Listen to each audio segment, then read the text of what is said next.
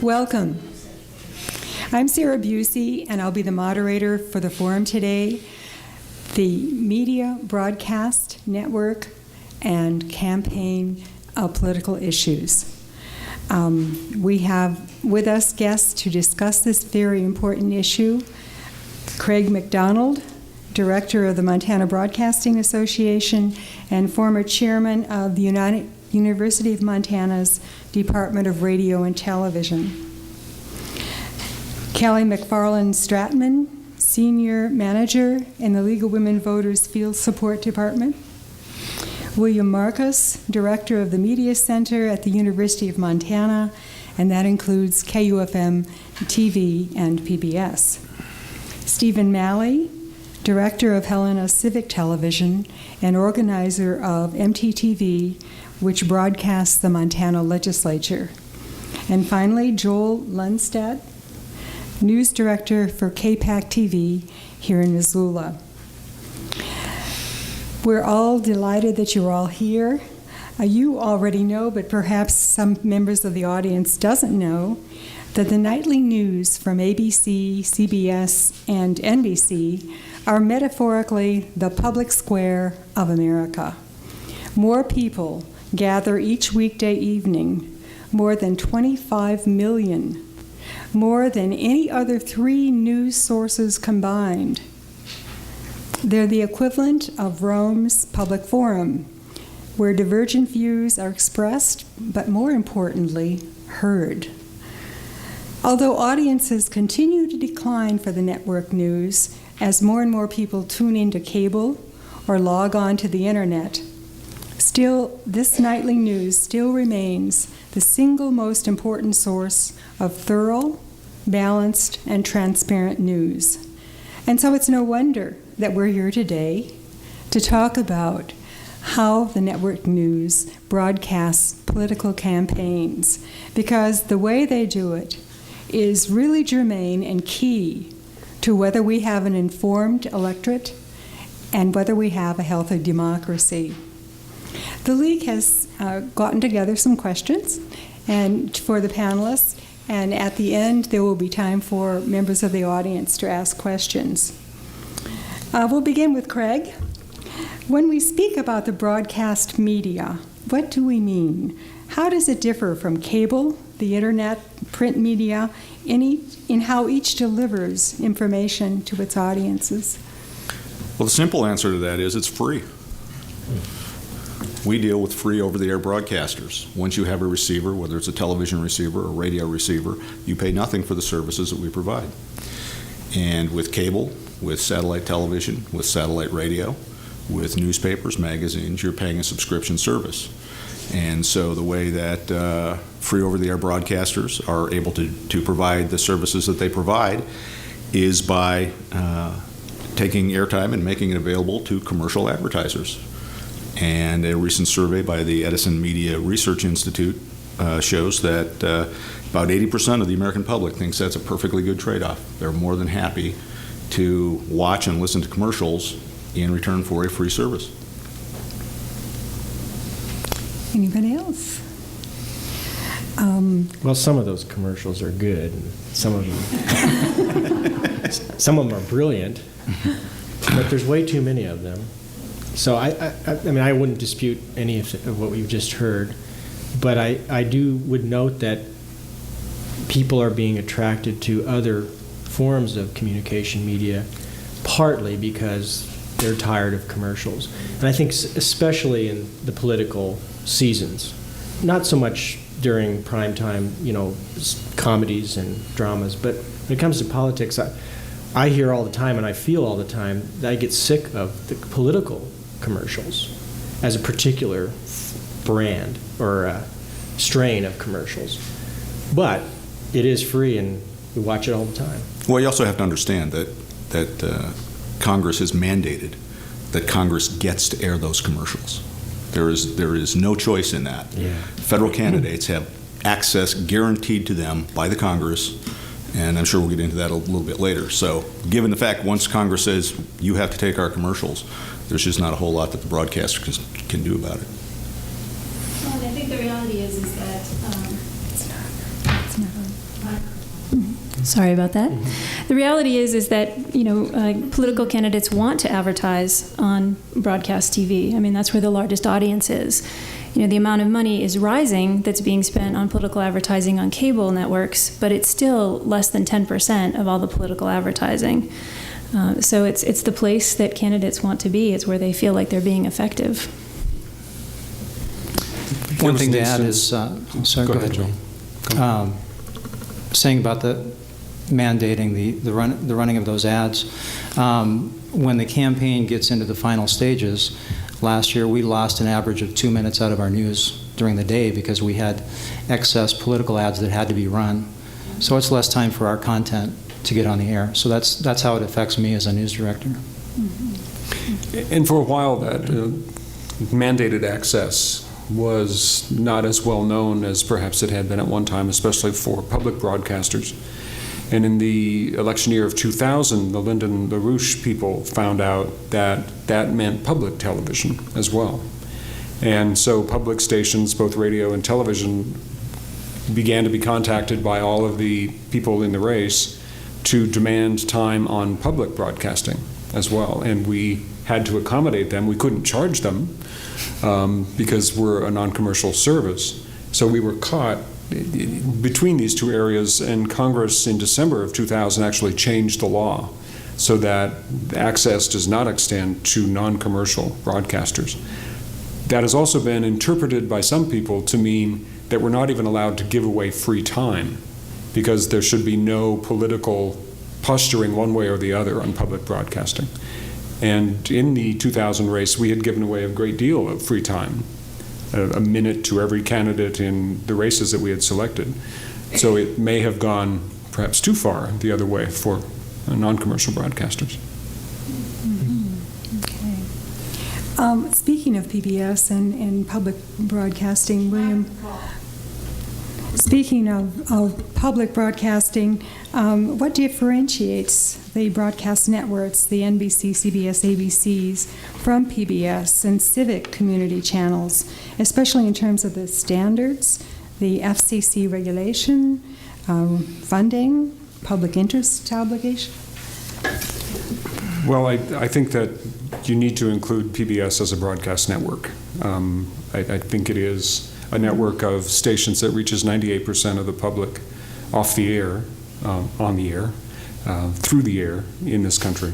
And certainly I would include PBS in the broadcast networks. And because of that, our rules are very similar to commercial broadcasters in our obligation to serve the community. There are some exceptions for us. Certainly we're not allowed to sell our advertising or sell our air for advertising. And because of that, we end up being a service rather than a business.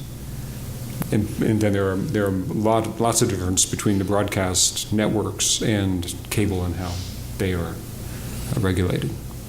But in terms of your funding, it's quite a bit different? Funding, because we're not allowed to sell airtime, must come from somewhere else. In 1967, when Congress established the Public Broadcasting Act, they set up the Corporation for Public Broadcasting that would funnel federal dollars to public broadcasters. It was set up as a nonprofit government foundation to be something of a heat shield between politics and public broadcasting. That's been in the news a lot lately as to whether or not that's actually working at this moment. But that was the purpose. We also receive state funding and then are allowed, as you all know, to go on television and do pledge drives to actually get dollars directly from viewers in support. And you also do underwriting. We do. Which some people consider advertising, and which companies often pay for out of their advertising budgets. So. And how does that differ with civic TV, Stephen? Well, yeah, I'm affiliated with something called Helena Civic TV, but generically, I live in the PEG world, the public educational and governmental access world. That's solely a creature of cable television, at least to date. And therefore, we're not subject to the same regulations that broadcasters are. We're not carried freely over the air. we're funded therefore completely differently. I would say where we meet public television writ large is in the need to go out into the business community and into the government world and try to raise funds through underwriting, sponsorship, and many of the things you'll see on a community access station, depending on where you are and the size of the station and the budget and all that, there will be underwriting announcements very similar to those carried by PBS. I mean, I certainly consciously follow the same rules and regulations that PBS has established for itself as to where to draw the line between a commercial and an underwriting spot. One thing I think it's important that differentiates public TV of all kind from the commercial media is that even though we're sliding down this slope toward commercialism out of necessity, there aren't any ads or underwriting sponsorship positions in the middle of a program. So programs that are a half hour or an hour or somewhere between are long form. When you watch them on public TV or civic television or community access television, you're not going to be interrupted. I think viewers of commercial television are really accustomed to the cadence of commercial TV, and you sort of time your viewing in accordance with commercials. I mean, you know when to get up and go to the refrigerator or elsewhere. Public TV and community access TV is different. It's more demanding in a sense of the viewer to stick to it, pay attention, and follow the program from beginning to end. Right. Getting far afield from funding, but basically we're funded quite differently from PBS as well. And I don't know if you want those details now. You're funded through the city, though. Yeah, we are under contract to city, county, and state. The state's a unique feature of our capital city location. Most PEGs, including here in Missoula and Billings and Helena, there's only 3 in Montana, they are funded by contract with local governments. The funds that pay those contracts are derived from franchise fees collected from cable subscribers and collected by the local government. The local government can do anything it wants with those funds, but the spirit of the law there is to fund community access. Great. Well, we're going to put Joel on the spot. He hasn't said much so far. Joel, the 1934 Communication Act requires broadcast media to adhere to a commitment to serve the public interest in exchange for the free use of the public airways. What kinds of election campaigning programming would meet that obligation? Well, I think, obviously all kinds of news coverage that we do on a day-to-day basis. In addition, when we get into a campaign season, we try to do special programming on our network. We do Face the State, which it's a public affairs program, which airs every Sunday. And certainly in the months and weeks leading up to a primary and a general election, those are focused on election issues and candidates. And for us, in the past year, after the primary and the candidates were set, we also try to offer, and in fact, this was the first year, 2004, that we were not able to get both candidates to agree to do a face-to-face hour-long debate. We chased both Mr. Brown and Mr. Schweitzer for several months, at one time getting agreement from both, and the next day, one of them backed out because of a scheduling conflict. So, in a day-to-day newscast, I believe that certainly fits the obligation to provide people with election coverage. As you get closer to the election, the content percentage goes up. More of our newscast is devoted to elections and candidates, and we try to do our best on a day-to-day basis to fulfill that. Mm-hmm. Okay. Joel stations aren't the only ones that had that problem. I believe public broadcasting had the problem. The Montana Broadcasters last June had the first statewide debate between Mr. Schweitzer and Mr. Brown. It was 10 days after the primary election, which meant we had to have every primary candidate lined up ready to go.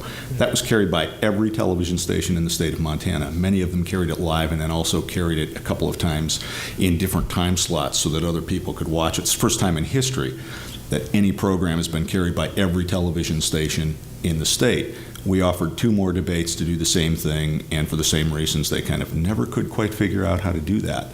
And that's one of the problems that I think, is missed in much of the debate on this issue, is that in order to cover candidates, and in order to talk to candidates, that's a two-way street. The candidates have to be willing to participate, and more, they are not willing to participate. What they want is more time, cheaper time, free time, to put on their ads that they can control, that nobody like Joel or William or any of the other people who do these can ask them tough questions, because they don't want to answer them, quite frankly. And that is not, that's in Montana, and it's across the country. And one of our concerns was that we wonder about how much good just a debate does, finally. You give away a lot of your airtime for something that is, in the end, pretty much a formula, pretty much with standard questions and answers. There's really no ability to follow up in any kind of journalistically meaningful way, and they get to go on and pause it for 90 seconds, and then you go on to the rebuttal. And we're struggling with something that serves the viewer and the listener better, to make them more civically involved and get the word out there more than a debate does. And let me add, just what we ended up with instead of a debate was we got both candidates to agree to sit down with a journalist, Jay Cohn from Billings and Ian Marquand here, and do individual half hours.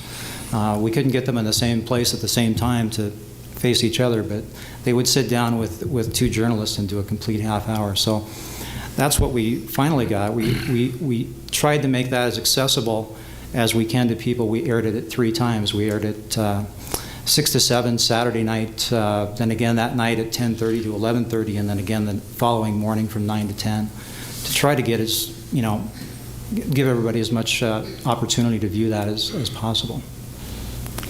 So does it matter what time of the day that these programs are aired in terms of the viewers?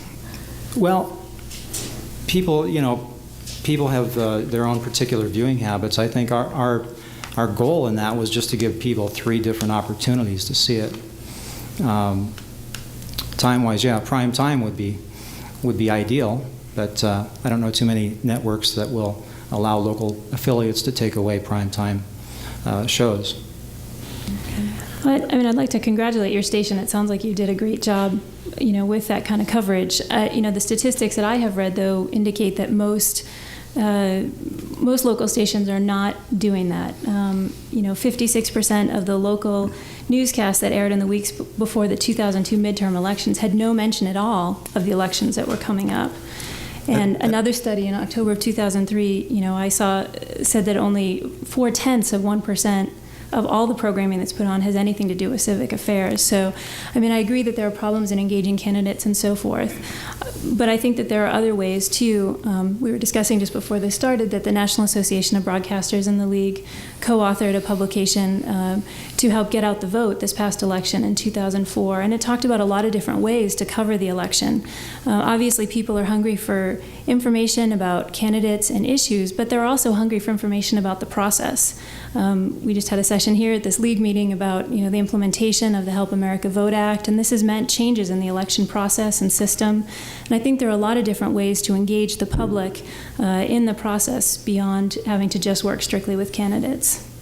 The study you're referring to is the infamous Lear study, and I have to tell you, that may be one of the most flawed political studies I've ever seen. This is a study that looked at 11 markets and referred to Dayton, Ohio, and Des Moines, Iowa as small markets. Mm-hmm. Dayton, Ohio is the 65th largest market in the country. Des Moines, Iowa is the 73rd largest market in the country. By comparison, Missoula, Kalispell is the largest television market in Montana at number 165.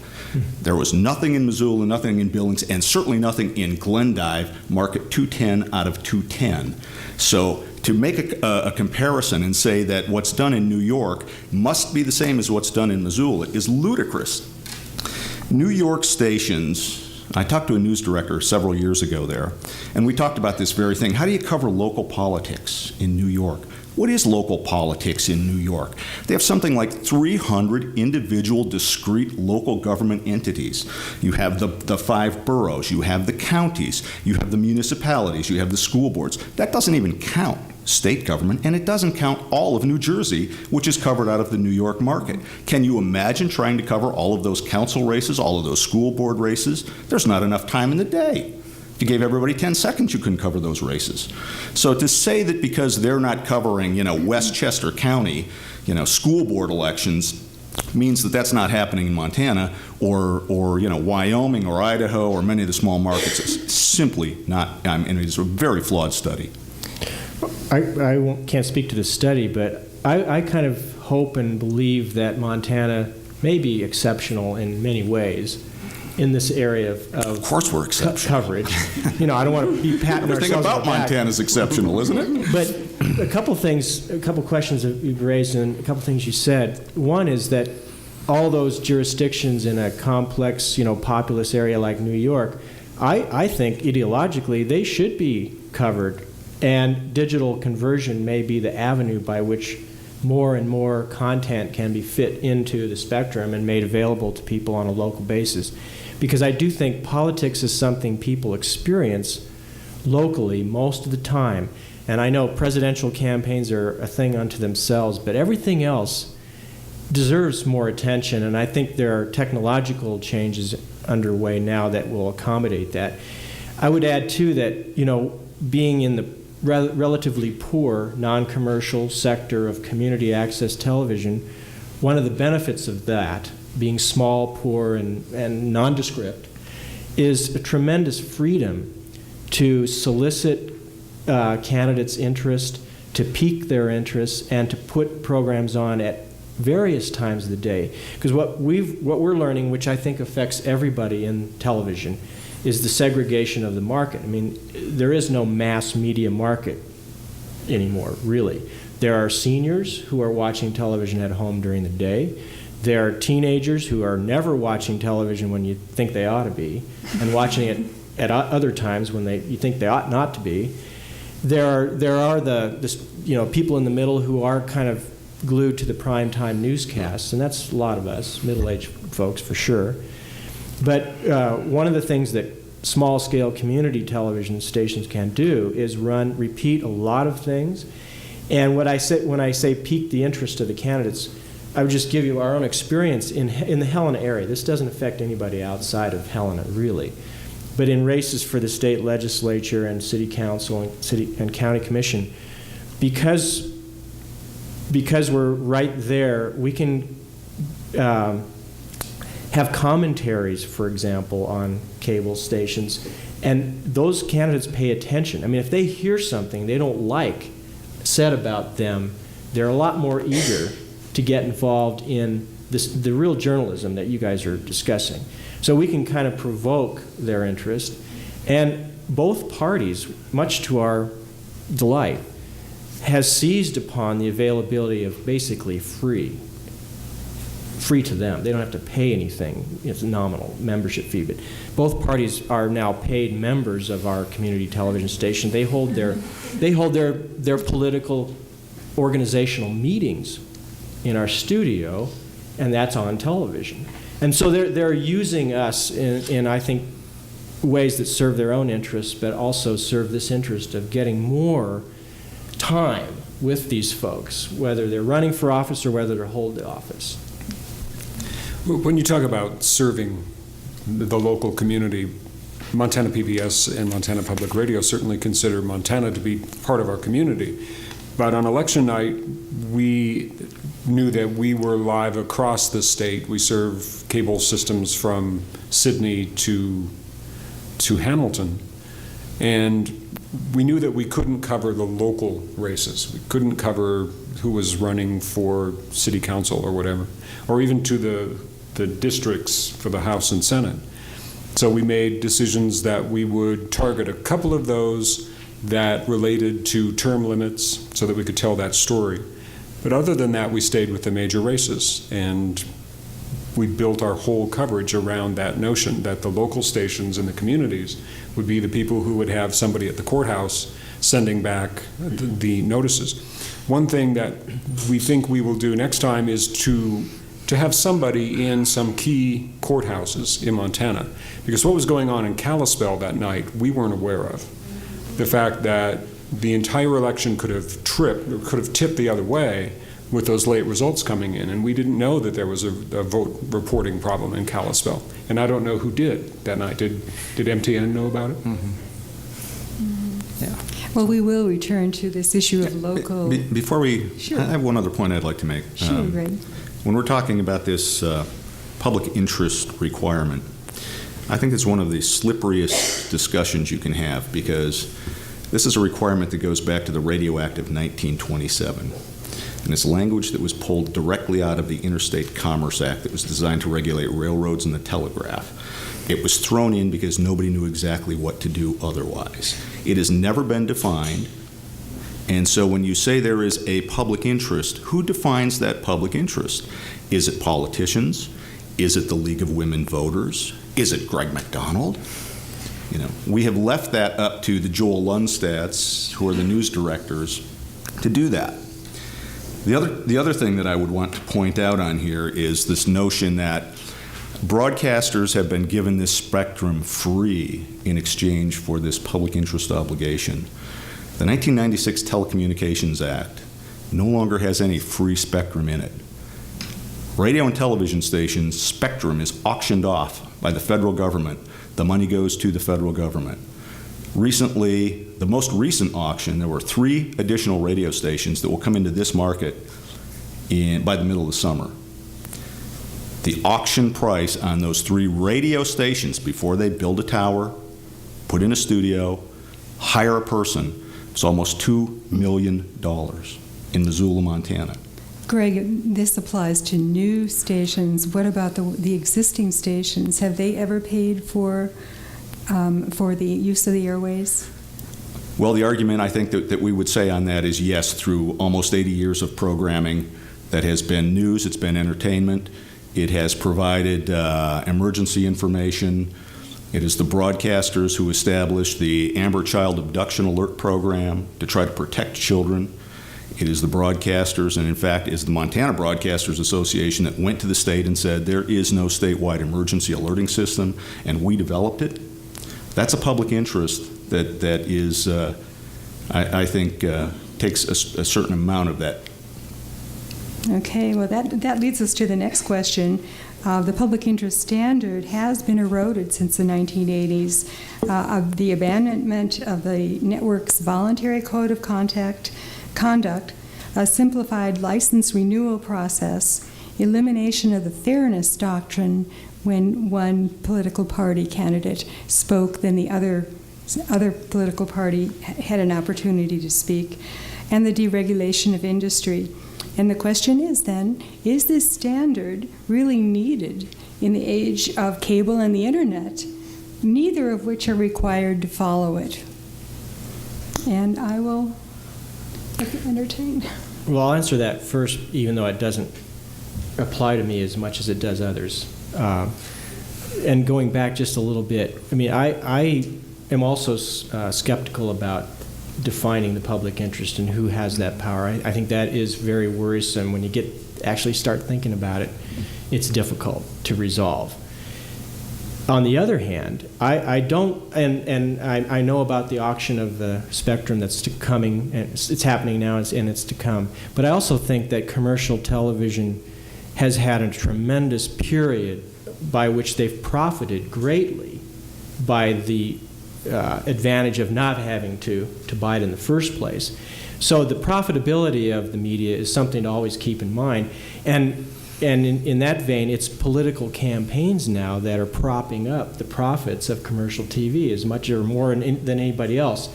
And I also would say, you know, what's mitigating all of that is that commercial networks are in a crisis just like public television, just like we are. We're all in a state of crisis right now, worried about loss of market share, the costs of digital conversion. You know, there's a lot of costs mounting up on the whole industry. But getting to your real question, since I'm a creature of cable and my people and my audiences don't have to meet this standard, and so many people are moving to other means of communication, the internet, huge, and satellite radio and all these other things besides the general television program, I kind of, without having strong convictions, I think maybe this public interest standard ought not to be of great concern. That there's so much competition for the eyes and ears of American viewers, that in and of itself is going to drive some changes in production behavior and the programming that people are attracted to. And it may be more trouble than it's worth to try and redefine and then impose generally a public interest standard across the board. That could take decades, and it may never result in anything good. I would also point out one other thing on here. You refer to the abandonment of the voluntary code. That was not abandoned. The Justice Department threw it out as a restraint of trade. Okay, it was a code that was established voluntarily by broadcasters through the National Association of Broadcasters, and it was the Justice Department that said it was a restraint of trade and eliminated it. So it's not that broadcasters, most of whom still abide by those same principles. Although I must say, if you ever had an opportunity to read the code, it was one of the more humorous documents that you could ever see, dealing with what hours of the day certain products could be advertised in the East versus the West versus Central, and of course, hang the Mountain Time Zone. We don't even exist in the world of the East Coast. In terms of the simplified renewal process, as someone who went through the non-simplified renewal process when I managed KUFM, where William is now, I can tell you it was one of the most heinous, onerous, ridiculous, time-consuming, worthless efforts I think ever undertaken. And what the simplified process has done is saved probably 500,000 trees somewhere. This was a thing that went in like 3 volumes about this thick. Can you imagine every station in the country doing that and having anybody actually read that? There was absolutely nothing in the simplified renewal process other than the fact that William now and other managers don't have to spend literally 6 months out of the year gathering a bunch of documentation for something. If you have a station that is not meeting its obligation to the community, however that's defined, and again, I would suggest that the audience defines that every day when they decide to tune in or tune out, then there is nothing that has changed in the renewal process that says you can't go to the FCC and protest the renewal of that license. Nothing. It's the exact same process that it always was. You just don't have 1,400 or 1,500 pages of paper that had nothing to do with the performance of the station. And just having gone through the process for radio, there's still a lot of work. But we are required to air announcements saying that we are going through a renewal process. If you as a listener, for any reason, feel that our license should not be renewed, you have the opportunity to write, call, fax the FCC and give them reasons why the license should not be renewed. And given the attention that the FCC is paying to viewer and listener reports of obscenity on television and on radio, we know that the FCC is very tuned to listener and viewer comment. We had our license renewed. We are good for another 8 years, but the television one is coming up in December, so we will start the process over again. I'd just like to add on to what Stephen said a moment ago, and say that the league really looks at this issue as a campaign finance reform kind of issue. We feel like it's important to a vibrant democracy to have educated and engaged citizens, and to do that, people need to see competition in the political process. And right now, the majority of political campaigns, the funding goes to pay for political advertising, and because of that, it keeps people out of the race, or in some cases, which even results in uncontested races. And statistics show that the more hotly contested a race, the more likely people are to turn out to vote and make their opinions heard. So, I think it's a very difficult issue, and I don't think that any of us, certainly not the League, as you suggested, claim to have a definition of public interest obligations, but that it is important that the community is being served and educated, and to find that balance. Let me just say that, going back to the public interest, that who decides that for me? How do we decide what we're going to put on the air? Well, you do. Everyone who is a consumer of news, I think, that holds a lot of weight with me. We sometimes get conflicting messages from the public. For instance, when President Bush came here in early February to start his Social Security swing, we decided to air the town hall meeting live at 4 o'clock in the afternoon out of Great Falls. Of course, those of us in the news end of things, I mean, there's no question about it. However, some of our viewers that day didn't think it was such a great idea because we preempted Oprah, which I think that was also the day of the Seinfeld reunion episode. So our poor receptionist had to take the brunt of that. But, how do we measure what the public wants? Well, obviously you have ratings. You also have groups and individuals who you hear from. You get emails from them. You get phone calls. Some of them good, some of them not so good.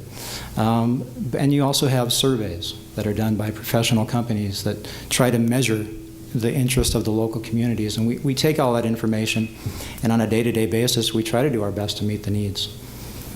Mm-hmm. Good. Well, and then there's Senator McCain. Senator McCain, according to him, said that reduced news coverage, and that is pretty much documented over the last decade, that the amount of news on network news, political news, has decreased. He says reduced news coverage led candidates to spend $1.6 billion on television ads in 2004 to introduce themselves to voters, double that spent in 2000. And some Senate candidates used 50% of their funds on such ads.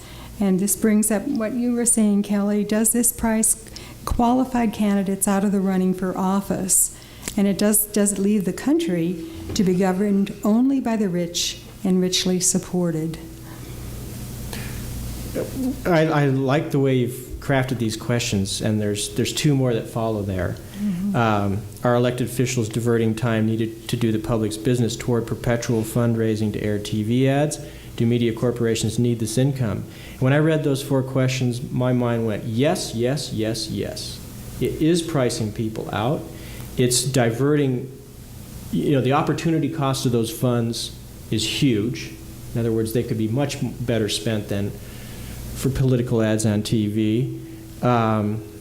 Media corporations, absolutely they need this money more than ever now, the way I read the press and what's happening to the industry. And it's a highly concentrated industry, getting more so all the time. I think that actually raises the cost of doing business. So getting back to what Kelly said, I view any way to change this into a no or not necessarily so is a campaign finance issue. At the same time, and I want, as a citizen, I want dearly that there be campaign finance reform that's meaningful. But every time people try, and people try very hard, and the League of Women Voters tries very hard, it doesn't seem to work. The blob just moves around, and the money follows the blob. So this set of questions is actually quite depressing to me, because I don't actually see, outside of changes in the market and changes in viewers' demands and the use of their own time, it's the consumer. The only thing that's going to change any of this is the consumer. Because I think the politicians and the media, this is all about them. It's not about what people think. I don't think most people will ever care that commercial networks got the spectrum for nothing. They're never going to make that an issue, I suspect. I hope I'm not alone in that. People care about what they like to watch on TV, and from time to time they care about who is governing them. And they'll go to different places to learn about that, to be entertained and to be informed.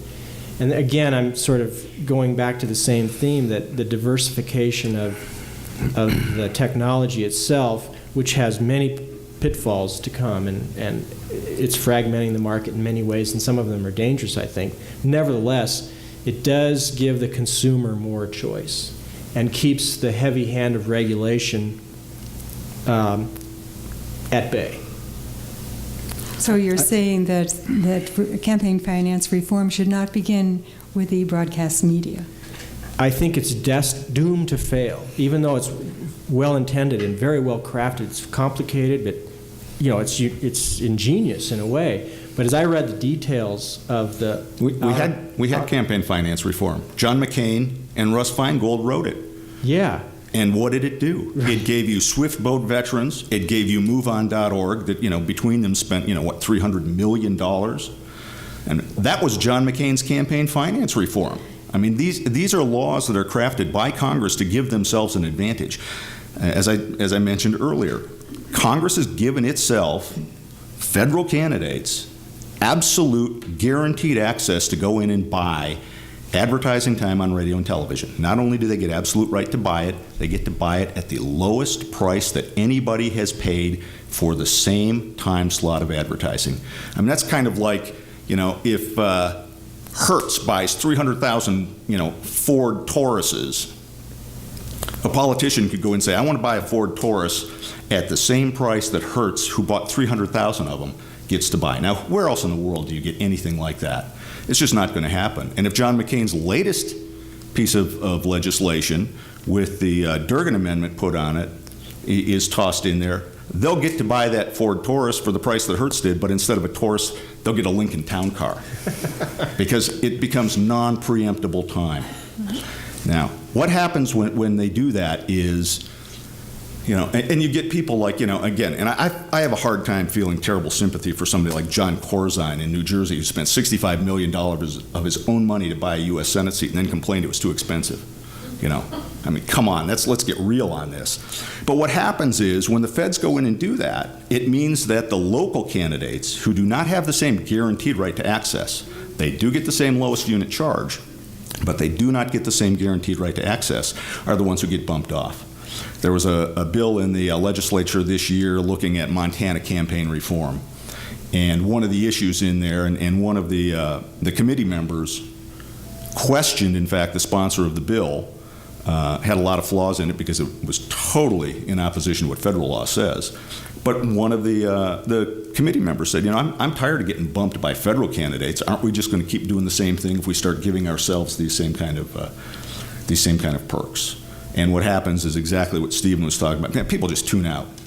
I mean, virtually everybody thinks there are too many political campaign ads on TV. And the reason is, again, candidates won't come in and sit down for interviews. They'll dodge them all over the point. They have very highly paid campaign advisors who produce very slick ads that prove little more than, the candidate has a photogenic family, likes the dog, stands by the flag, and is running against the till of the Hun, I mean, that's about what those spots say. They don't really educate us on that. So to provide a way for politicians to get even more spots, which is all they're going to do if they're cheaper, they're not going to buy fewer spots. They're going to buy more spots. They're just going to buy them cheaper. If you want real campaign finance reform and you want real campaign reform, mandate that before they're entitled to any time, mandate before they're entitled to lowest unit charge, they sign a pledge that they will go in and sit down face-to-face with their opponent for at least 2-3 half hours and do that as a condition of then being able to go in and take care of these advantages. If the candidates were made to do that, which frankly they won't because it'll be against the law, it's a problem with another problem with a lot of the campaign finance stuff. If it ever gets tested, it's always thrown out. It's content regulation, and it's virtually impossible to do. What we've seen on the news end, too, is, at least in the last 2 or 3 general elections, is that as a candidate's war chest goes up, their access to reporters goes down. They're relying on these ads, many of which are negative attack ads. And why do they do that? Well, because sadly they're working. And I think that's another thing that consumers, all of us as consumers, have to admit to and try to turn it around. But it's not just it's not just for the debate scenario, it's for everyday coverage. Unless it's in a very controlled environment where they don't take questions. If it's a staged news event, then they'll send you that press release right away. But if you want to call them and question them about something they've said, it's getting more and more difficult. Well, I mean, we're not here to debate the Bipartisan Campaign Reform Act. I will say one of the successes is that it has more small donors in the process, so it's taken some of the special interest shift away from there. But, I'd like to say that although Congress, as we keep indicating, is sort of taking care of itself, if you will, I mean, the people who are running for Congress still have to raise a great deal of money. In this last 2004, the average House seat cost more than $1 million. And when you stop and think about that you have to fundraise $1 million every 2 years to keep your seat is a little crazy. So, it's not all roses, I guess, for these candidates. I mean, the other thing is that there have been some studies. There was a 2002 Pew poll that showed that 73% of the public would like to see more coverage of the candidates actually discussing issues. And in 2001, there were 44 local forums around the country, and there was widespread support for free airtime to help level the playing field so that you had more candidates getting into the process. So, it's not ideal, and I know it's difficult to engage candidates, and perhaps we need to revisit the debate format per se. Maybe that doesn't fit our lifestyles anymore. But the reality is, in 1968, the average length of a presidential candidate's soundbite was 43 seconds. In 2000, it was less than 8 seconds, just in a news report. And so even if they're not going to come and sit in the studio, I mean, maybe there are ways that we need to be looking at the issues differently and reporting on them differently. I would go back to the point that free airtime is only free for the candidates. It's certainly not free for the television station. Airtime is what they have. It's their commodity. And you take that away, they can't sell it. First of all, it means that the local car dealer or the local grocery store or the local pharmacy doesn't have that time to advertise and put its message out.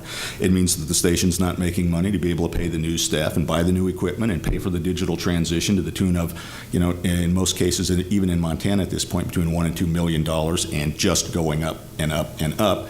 And it means that then what's going to happen? You can't lay off the transmitter, but you can lay off the newscast staff.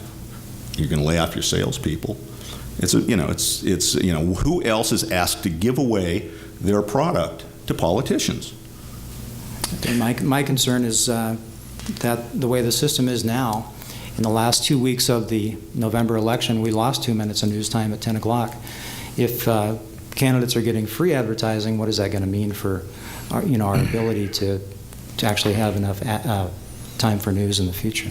But I mean, I think a lot of us are saying here that the political ads are not necessarily the most informative tool for the public. I mean, what if the 2 minutes instead was used for a different kind of coverage, or allowing a nonpartisan group like the League to come in and have a nightly update on issues or something like that. I mean, I think there are different kinds of formats, or doing human interest stories that follow people who are following the process. I mean, if the candidates won't comply, maybe it's, Jane, who's an 18-year-old who has just registered to vote for the first time, and she's trying to figure out how this process works, what she needs to do next. I mean, I think there are different ways to think about this than just saying, more political ads. I'd just also like to ask, we've been talking about candidates on television. What about the stations covering the issues, whether it's an issue on a ballot, or maybe it's an issue like Social Security that the candidates have in common, but bringing up these questions and doing the issues, is that, I mean, that's certainly a public interest programming. How many stations do that? Well, Kelly brought up the sound bites reduced from 43 seconds to 8 seconds.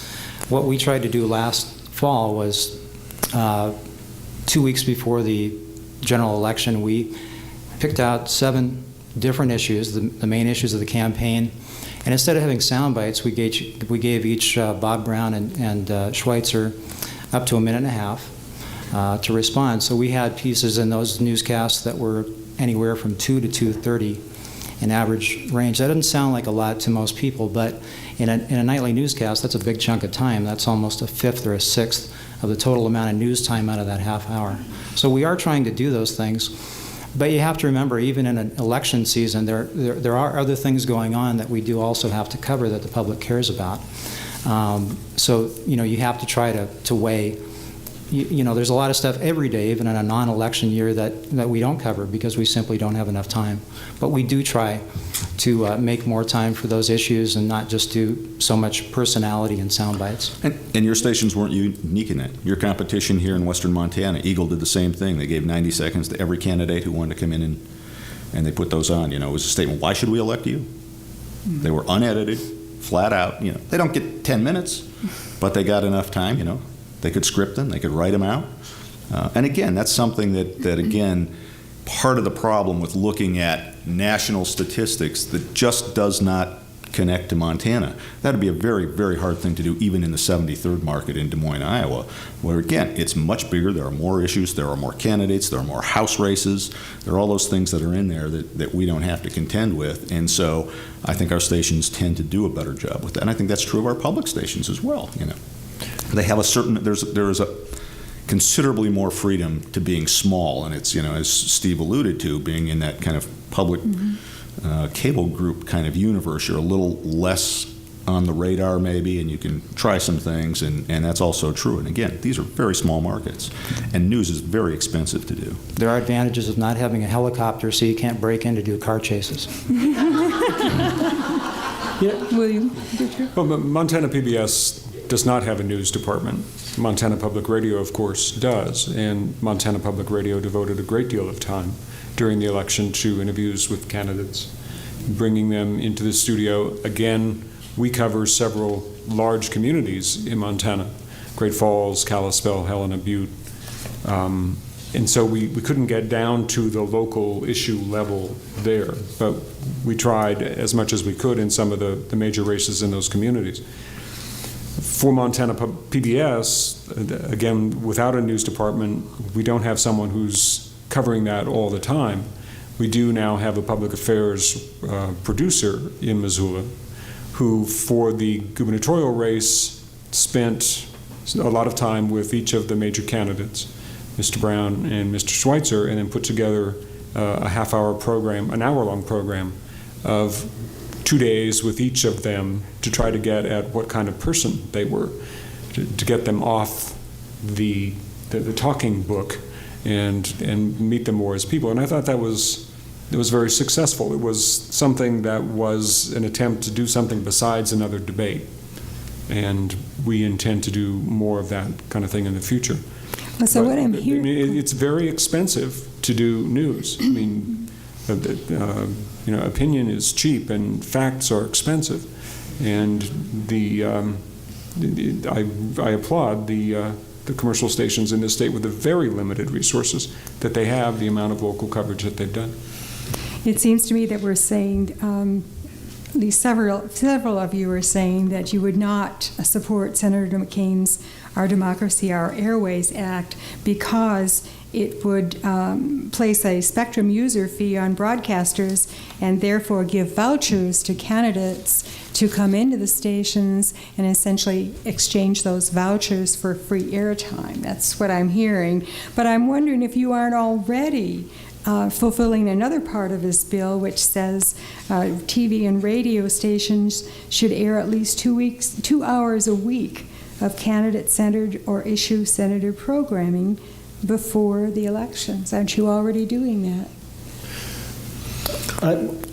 Again, I'm not sure what they're doing, and I'm a consumer of what they're doing. I'm never watching the clock, though, to see, did they get their 2 hours in? Mm-hmm. So the 2 hours, it's a quota, and that's always difficult, to put numerical strictures on something that's hard to measure. But I would kind of like to try to answer your question, but also piggyback on what William was saying.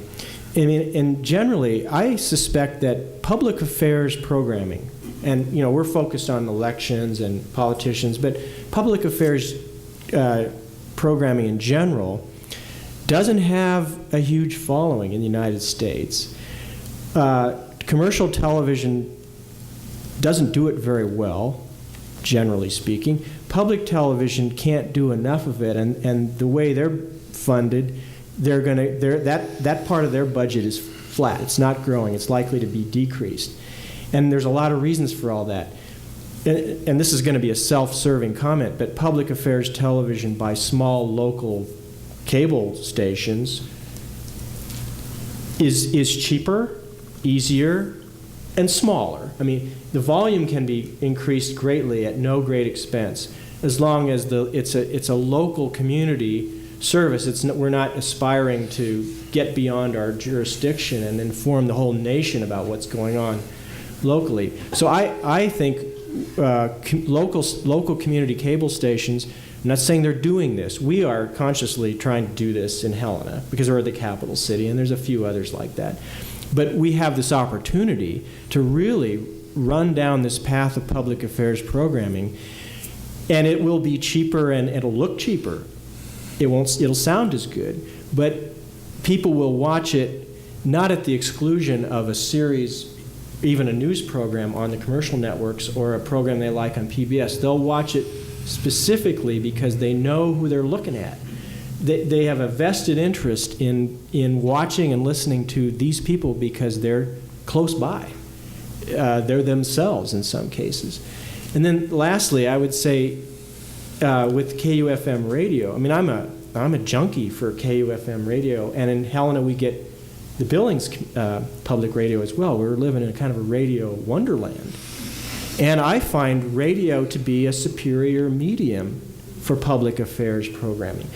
To do it well with television, you know, your viewers have to appreciate talking heads sitting around a table, by and large. And not everybody has a huge appetite for that, but you can be doing other things when you're listening to the radio. So just personally, I find coverage of politics, generally, much more satisfying on the radio than on any television program, including the best, you know, the Lehrer News Hour or Face the State or Face the Nation. And I watch those, but I don't learn as much watching them as I do listening to public radio. So it's just a point about the media itself and how we as consumers have different tracks for consuming media. I'm sure you'll be shocked that I disagree with you that commercial broadcasters are not doing a good job with the public affairs programming that they do. You may want to see more of it. You may want to hear more of it. Obviously, this group would like it 24 hours a day, nonstop. There are news junkies out there. There are also NASCAR, junkies out there, and there's a very big audience. And the fact that public affairs tends to be talking heads, well, what else are you going to do with it? You can lay out the stories that frame the discussion, but those are the discussions that I keep hearing you all want to hear. And so to then say, well, they're just discussions and talking heads is just a little bit, odd. The fact that, we refer to it, I think it's kind of universally, people refer to the Sunday morning ghetto of talk shows. As if that's a terrible thing. Well, there are a lot of us who, quite frankly, frame our weekend and our Sundays. You get up and you go through all of those things, and you know where you're going to find them. That's one of those things. If you pop it in where Seinfeld was supposed to be, or Everybody Loves Raymond, who's going to see those?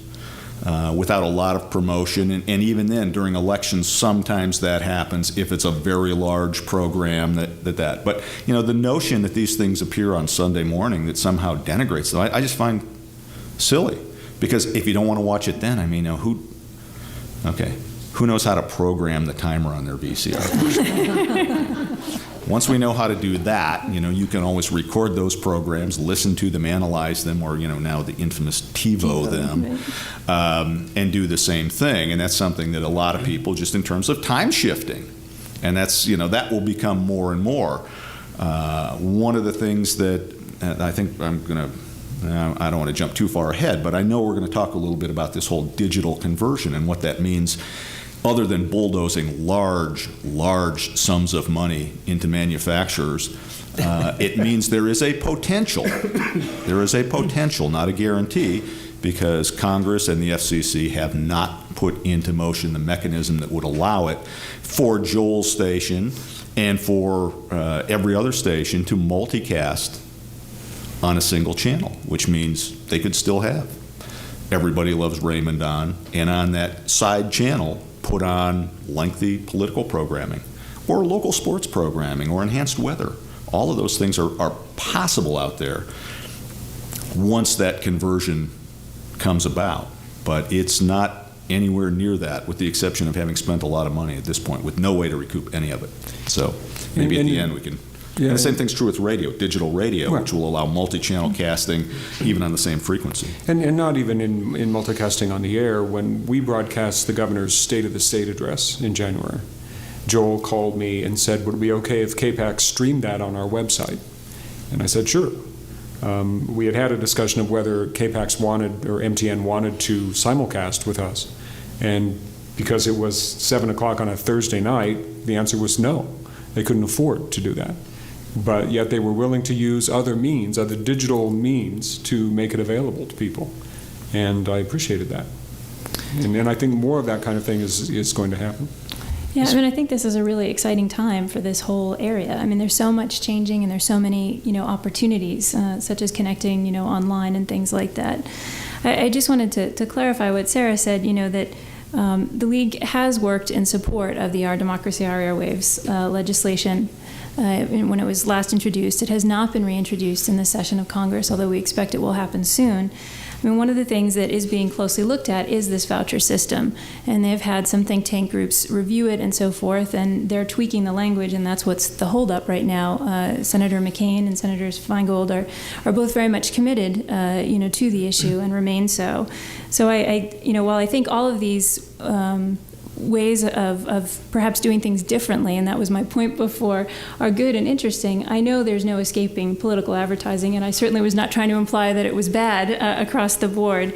In 2004, there were 221 House challengers that raised, about $170,000 in their campaign, which sounds like a lot of money, but they were considered to be completely invisible, as candidates. There were only 5 incumbents that lost their seat in the House, and who had raised less money. 5 incumbents who had raised more money than their challenger, but the challenger still raised, in excess of $1.4 million. So, there's still sort of this threshold that people need to get into the process, to get on the radar screen. There's this threshold of money that they need to make, and that's where we still see the problem. The voucher system is, one potential alternative to that, but obviously we're open to other ideas as well, and I think as technology changes and progresses, there will be a lot more solutions presenting themselves. Let me get back to the 2-hour time commitment.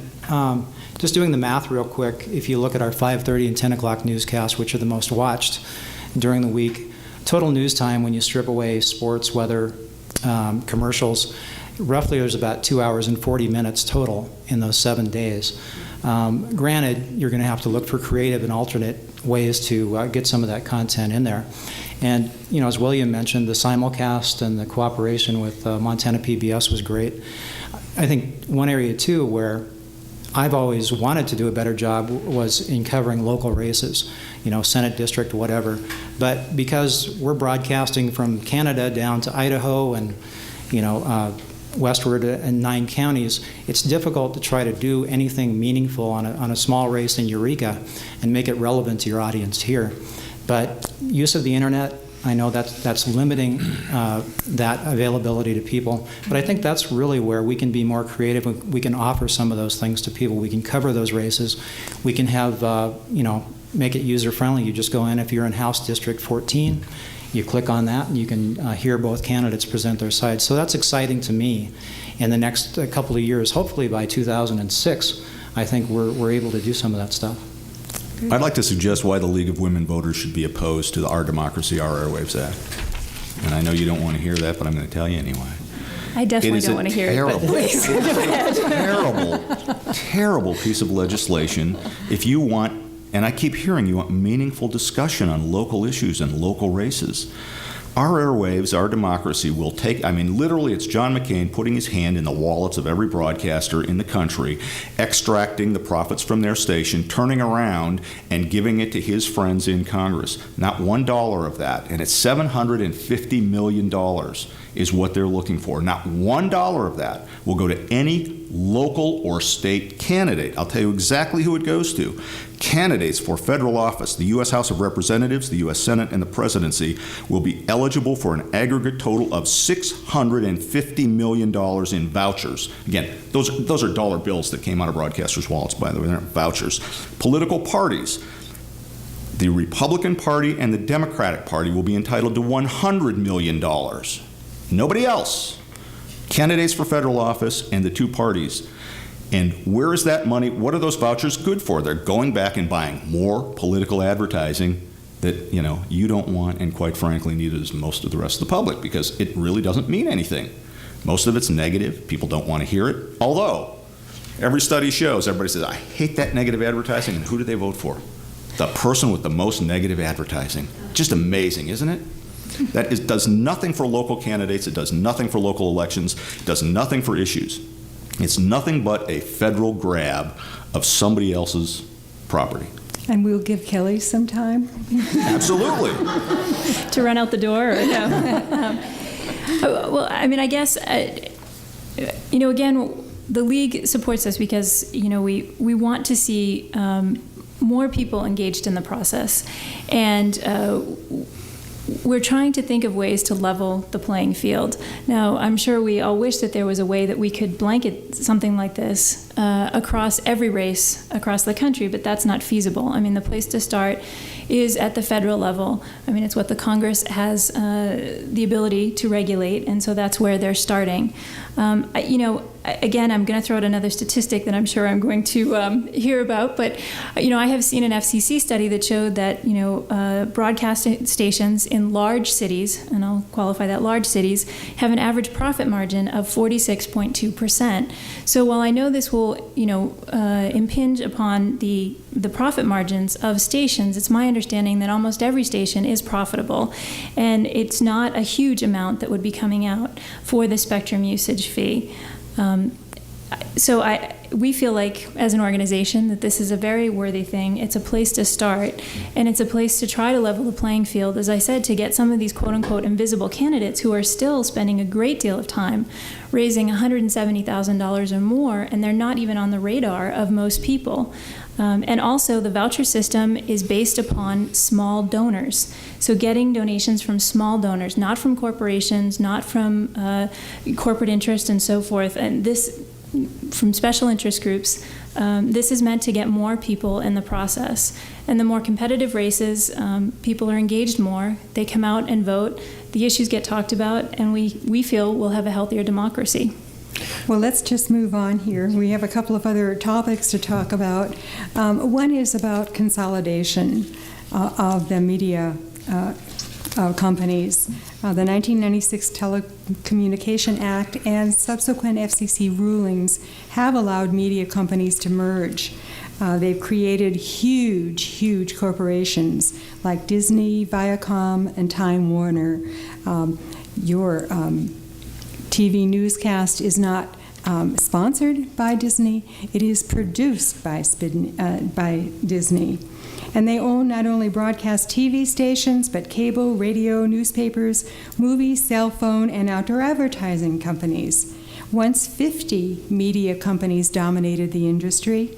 Today, 5 big media corporations decide what most citizens will or will not learn. My question to you all is, how has this consolidation affected TV stations in Montana? Do you see any effect? Sure. First of all, I'd point out that not one television station in Montana is owned by any of those companies that you just mentioned. Good. Not one. And another point on that is it's not simply that the FCC or Congress did that. A large part of it is court mandated. Every ownership rule that the FCC has had in place has been challenged in court, and the federal court has said there is no basis for these ownership regulations. We opposed lifting the cap on the ownership of television stations. As a state association, we filed on it because we didn't think it was good. It's certainly not good for any of our stations because our stations are all small. And what happened was, that cap, which simply, the way it worked, it has nothing to do with the number of stations one owns. It has to do with the audience reach of the aggregate number of stations. And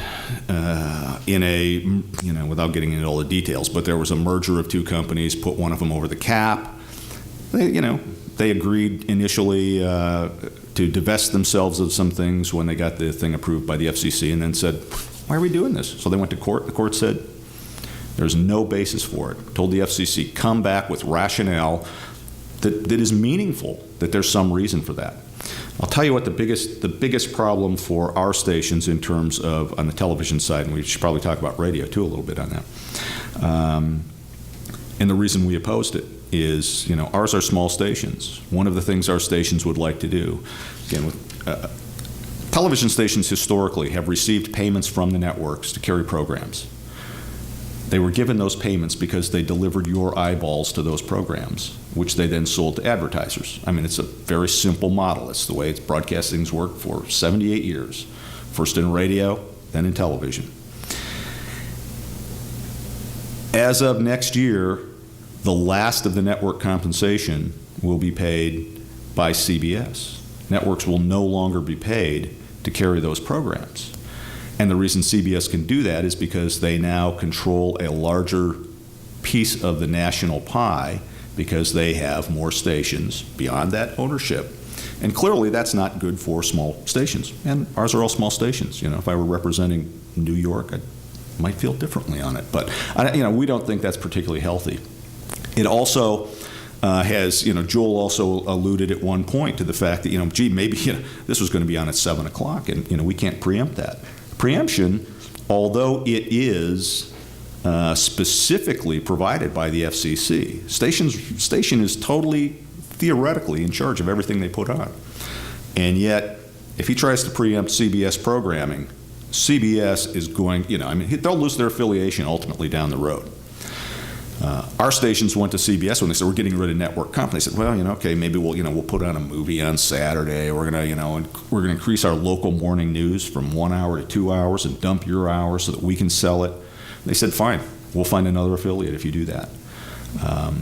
A group called the National Affiliated Stations Alliance filed a petition with the FCC 3 years ago, asking the FCC to look into the network contract packages, particularly in regard to preemption. The document is still sitting on the desk at the FCC. They have never done anything with it. A year and a half ago, then Chairman Powell said, yeah, we'll be getting to that within the next 3 months. A year and a half later, he left, sitting on Kevin Martin's desk. Those are the kind of things that are, that can happen. Now, is it the most onerous thing in the world? I'd love my local grocery store to be locally owned. I'd like my gas station to be locally owned.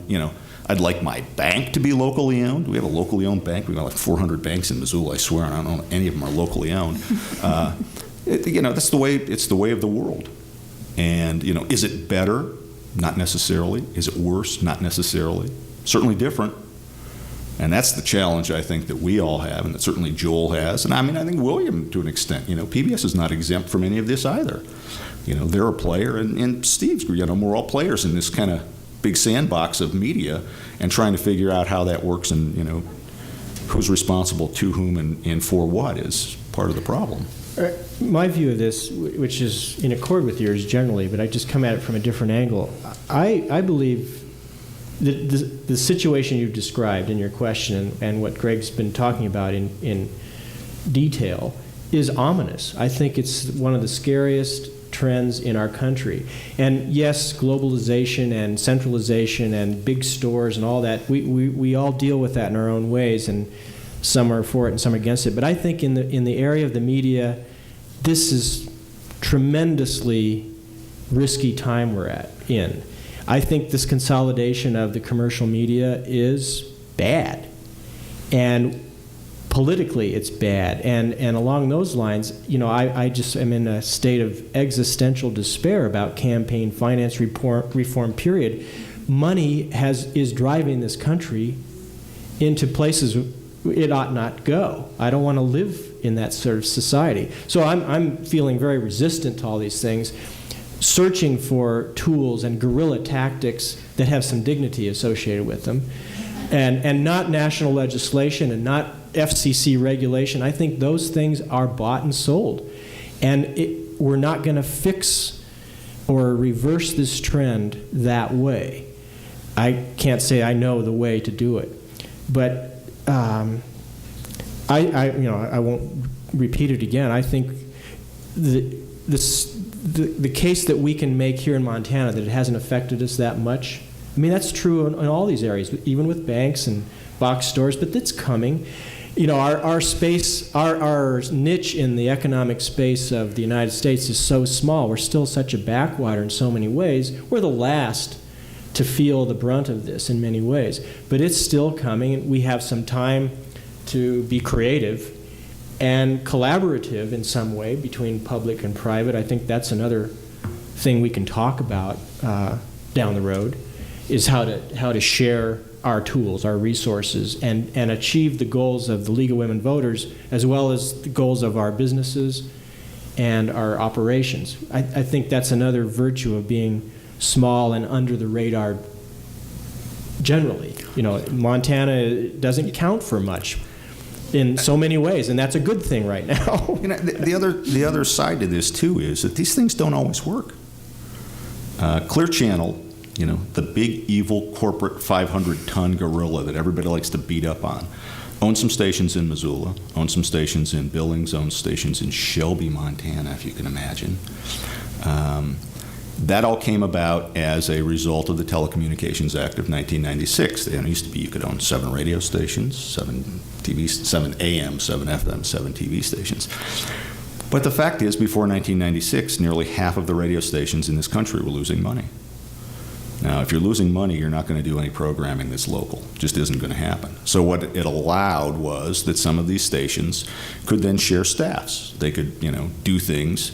And in the case of Missoula, you know, they put, you know, new facility in. They hired more news people. They had gotten rid of all of them because none of the stations that alone could afford to do it, and now they're doing more. You know, I know you'd like to see them do more of that. I think even they'd like to be able to do more if they could, you know, figure out how to do it. Shelby, Montana, has, you know, probably one of the best radio stations in the United. Are any of you from Shelby? I'm just amazed at, you know, the quality of stuff that comes out of Shelby, Montana. And I know the guy who sold those stations to Clear Channel, and I know what they, you know, he said, you know, forget what they paid me. He said, what they put into those stations, I have no idea how these people ever think they're even going to recover their investment, not even counting what they paid for the stations. They put so much into them. They were the ones who got into the entertainment business, you know, Clear Channel Entertainment, you know. They're going to sell it because it's not working for them, you know. So Entercom just announced this week, they're a big radio company. They said, wow, we can buy TV stations.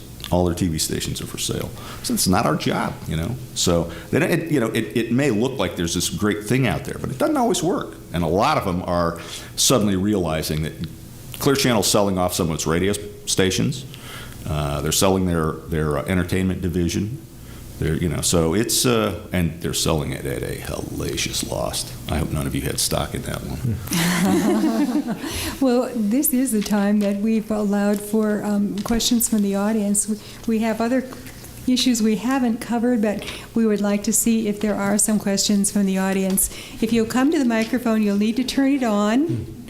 Testing. It's on. Mm-hmm. You can take it out of the holder. I think I'll be able to do it. Okay. Thank you very much. This has been very stimulating. My name is Teresa Jacobs, and I'm part of the Missoula League.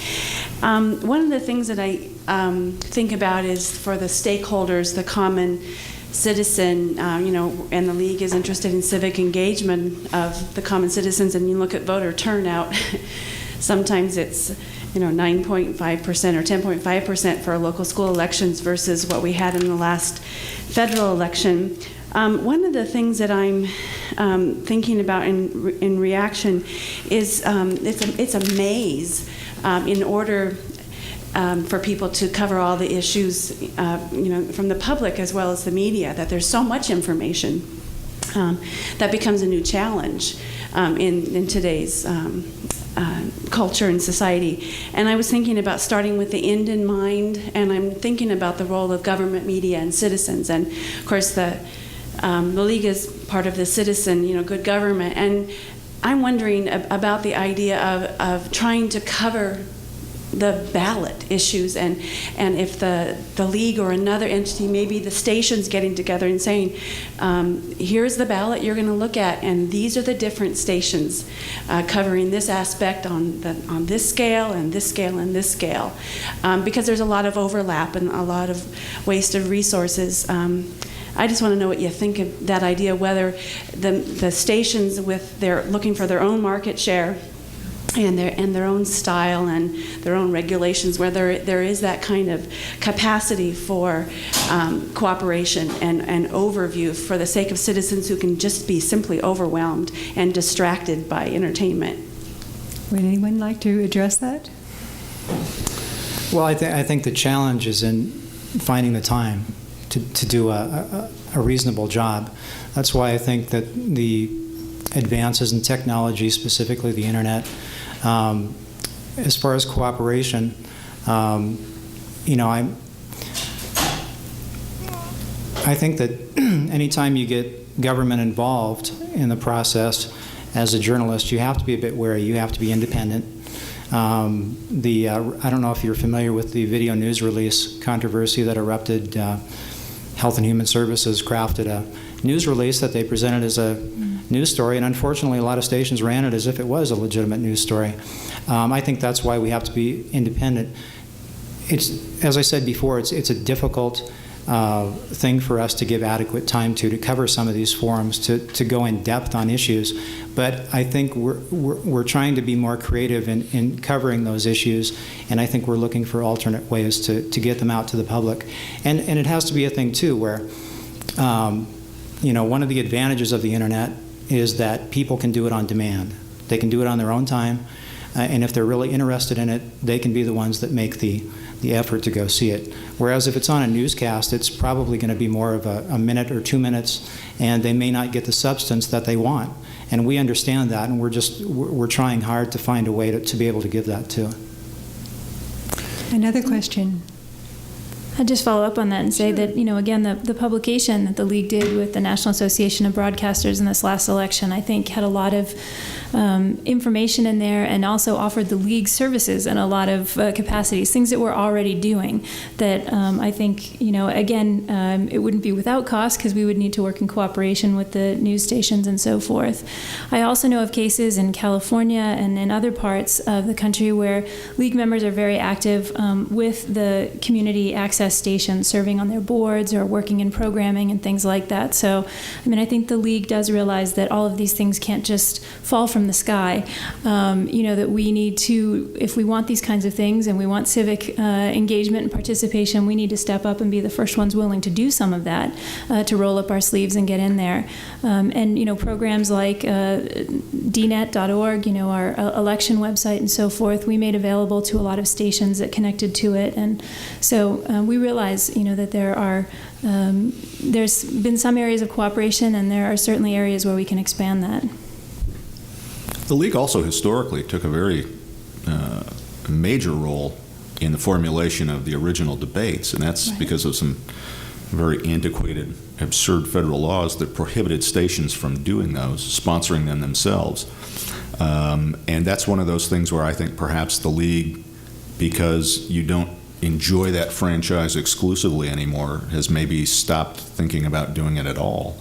And there's nothing that says, the fact that a station can sponsor those doesn't mean you can't.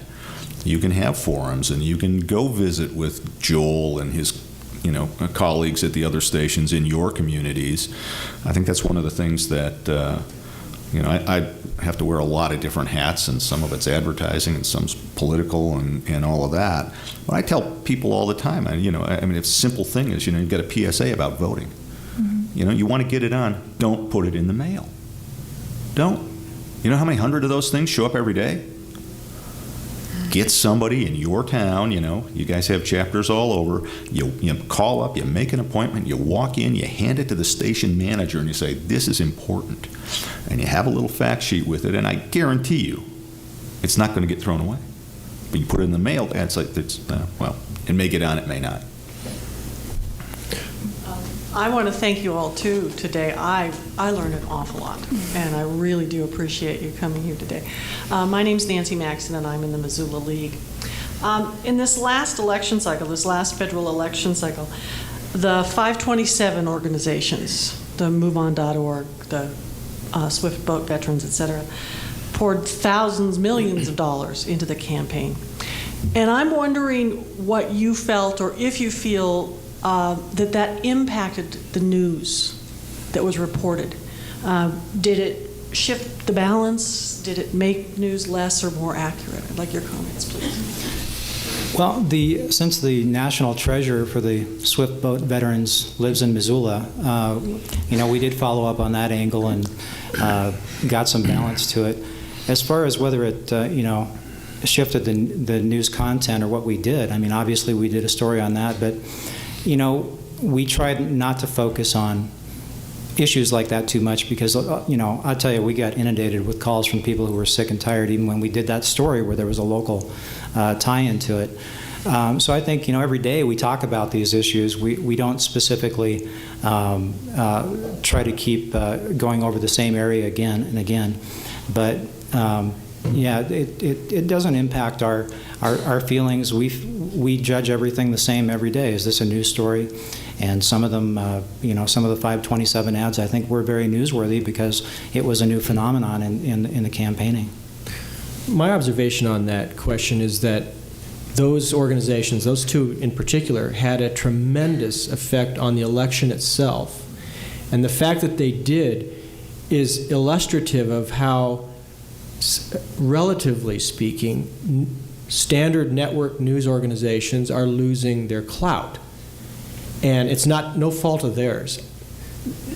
The cable news stations ran those into the ground, and people loved it.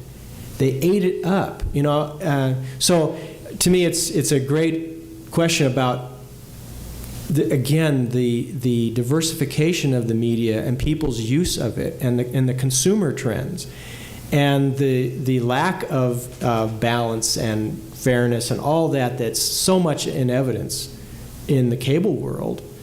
And I just as a voter, I would say that Swift Boat deal was the single most important item with effect in the election, period. And it came out of nowhere. I mean, obviously there's a lot of money and there's some very smart people and people who have convictions. I'm not trying to deny any of that. But it amazed me that something unpredicted and not part of ABC, CBS, PBS turned an election. And that's just the first time. I think we're facing similar things to come. And let's remember, those were a byproduct of campaign finance reform. They were a loophole, weren't they? Well, and Senator McCain is working hard now to fix that. He does have a bill in, and the league is in support of that to have 527's report like other campaign organizations would have to.